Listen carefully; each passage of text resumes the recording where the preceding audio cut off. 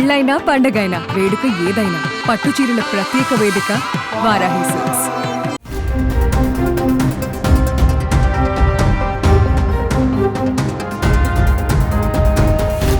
పహల్గామ్లో ఉగ్రవాద దాడికి బదులు ఇచ్చేందుకు భారత్ సిద్ధమవుతోంది. ప్రధానమంత్రి నివాసంలో భద్రతా వ్యవహారాల కేబినెట్ కమిటీ కీలక నిర్ణయాలను తీసుకుంది. పాకిస్తాన్ సీమాంతర ఉగ్రవాదానికి విశ్వసనీయంగా తిరుగులేని విధంగా మద్దతు ఇవ్వడం మానుకునే వరకు 1960 నాటి సింధు జల ఒప్పందం తక్షణమే నిలిపివేయాలని నిర్ణయించారు. అటారీ ఇంటిగ్రేటెడ్ చెక్పోస్ట్ని మూసివేశారు. అనుమతితో మాత్రమే సరిహద్దు దాటిన వారు 2025 మే 1 లోపు ఆ మార్గం ద్వారా తిరిగి రావచ్చు. సార్క్ వీసా మినహాయింపు పథకం వీసా కింద పాకిస్తానీ జాతీయులు భారతదేశానికి ప్రయాణించడానికి ఇకపై వీలు లేదు. పాకిస్తానీ జాతీయులకు గతంలో జారీ చేసిన ఎస్వీఈఎస్ వీసాలు రద్దు చేశారు.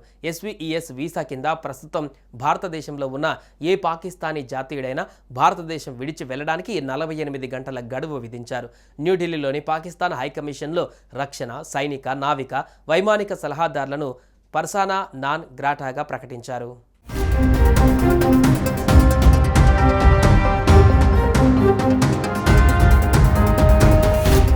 గతంలో 2 పెద్ద ఉగ్రదాడులు జరిగిన సమయంలో కేంద్ర ప్రభుత్వం గట్టిగా బదులిచ్చిన సంగతి తెలిసిందే.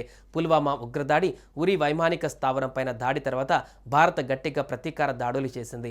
నియంత్రణ రేఖను దాటి మరీ భారత సైన్యం సర్జికల్ స్ట్రైక్స్, ఎయిర్ స్ట్రైక్స్ నిర్వహించింది. ఇక ఇప్పుడు పహల్గామ్ దాడికి ప్రతీకారంగా పాక్ గడ్డపైకి వెళ్లి గట్టిగా సమాధానం చెప్పాలని నెటిజన్లు సోషల్ మీడియాలో డిమాండ్ల వర్షం కురిపిస్తున్నారు. ఈ క్రమంలో పాక్ వైపు మిసైల్స్ ఎప్పుడెప్పుడు దూసుకు వెళతాయా అన్న ఉత్కంఠ అందరిలో కనిపిస్తోంది.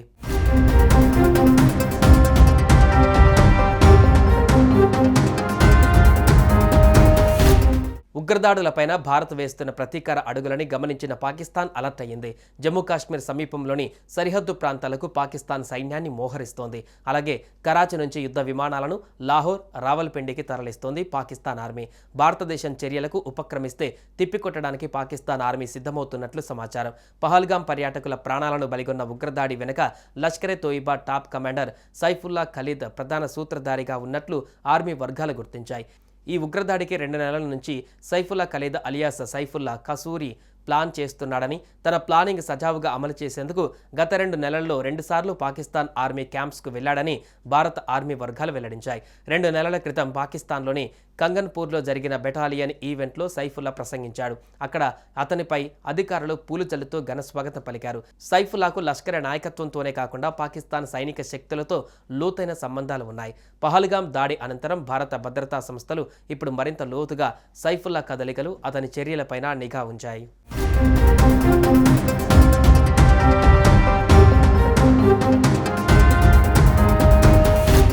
సుమన్ టీవీలో మీ పర్సనల్ అండ్ బిజినెస్ ప్రమోషన్స్ కోసం కింది నెంబర్కి కాంటాక్ట్ చేయండి.